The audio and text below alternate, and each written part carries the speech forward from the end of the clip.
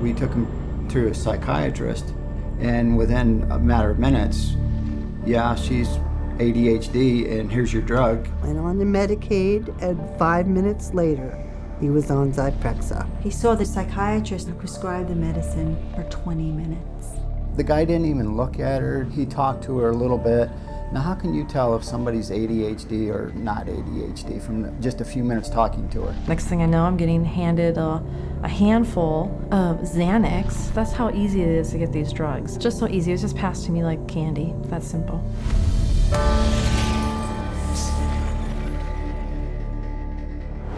If a person were to walk in off the street, sit down with a psychiatrist, the chances of him being prescribed a drug before he were to leave the office, I would have to put it at 100%. Psychiatrists prescribe drugs. They might have different ways of diagnosing, they might have different ways of interacting with a patient, but it's rare to find a psychiatrist that uses no drugs. The psychiatrists today are, in quotes, admitting they can't cure these mental illnesses, and they're therefore going to manage your illness by using a drug. 50 years ago, a person who was going through a divorce would have relied on family, friends, clergy, and even the family doctor to a certain extent for conversation to work through the issue. They certainly wouldn't have been medicated. Isso era antes da era das drogas psiquiátricas. Os psiquiatras, ao ocuparem o degrau mais baixo da profissão médica, trabalharam quase exclusivamente em instituições mentais. Sem curas, era impossível que alguma vez fossem respeitados pelo público e os seus colegas como médicos de verdade. Psychiatrists had for years been on the fringe of medicine. Typically, the standard doctor internist would have very low regard for psychiatrists because it was understood not to be a very clear science or art. Psychiatrists wanted to be viewed as physicians, as doctors, and in order to be viewed as physicians and doctors, the people they dealt with had to be viewed as patients. And if doctors dealt with diseases, then their patients had to be diseased. Psychiatrists had a wonderful opportunity, they felt, to become respected in the eyes of their peers. They raced to create a whole diagnostic book called the DSM, the Diagnostic and Statistical Manual, which was created by consensus. A group of psychologists and psychiatrists get together, and if they have made common observations, they have a vote and they now classify a new disease. And they give it a number and it graduates into the DSM classification. And it's a dangerous book. It's a book that has many disorders that could apply to any one of us because the disorders are not real medical diseases.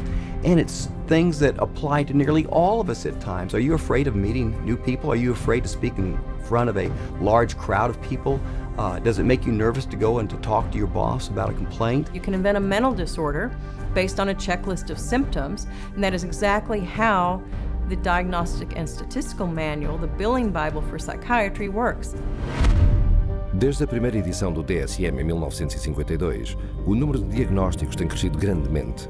De um livro pequeno com 130 páginas, a listar 106 pertenças desordens mentais, o DSM cresceu para um volume com 886 páginas. É só através do uso deste livro que os psiquiatras podem diagnosticar, drogar e faturar por serviços. De facto, a indústria psiquiátrica atualmente usa o DSM para recolher mais de 72 milhares de milhões de dólares em dinheiro de seguradoras privadas e governamentais.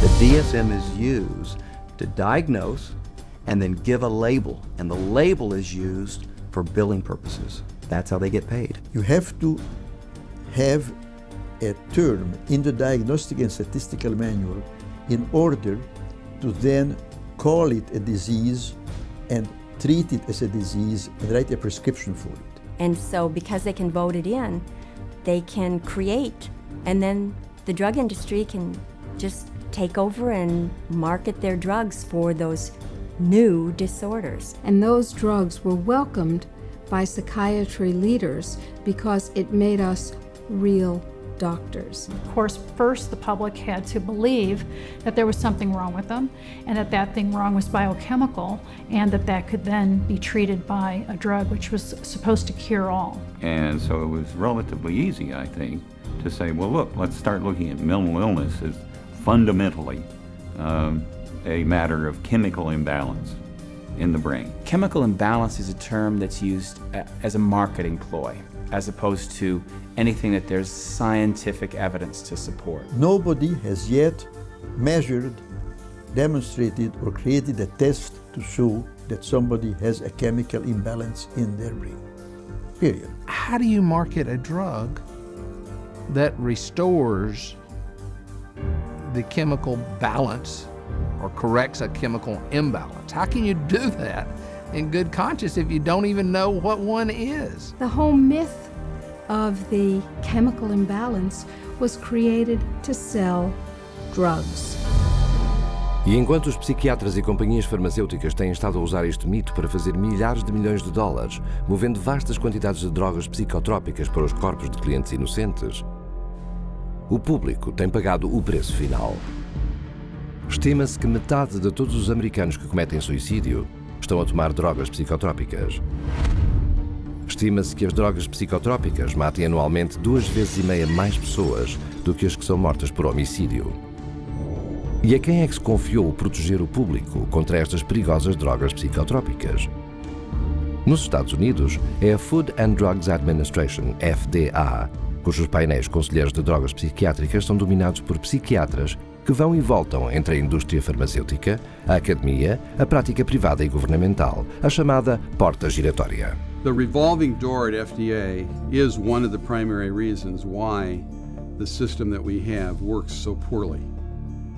That revolving door is a direct result of the fact that a group of people with the same mindset are put into positions of being regulators and in the position of being formulators and sellers and marketers. The panels that are formed by the FDA to evaluate these drugs, the psychiatrists who are on those panels, almost all of them have conflicts of interest where they have directly or indirectly received funding from the very industry and the very parties within the industry whose drugs they are evaluating. So there's this tight little relationship between psychiatry, pharmaceutical industry, and FDA, where they each mutually support each other, and yet the mental health of the population does not improve.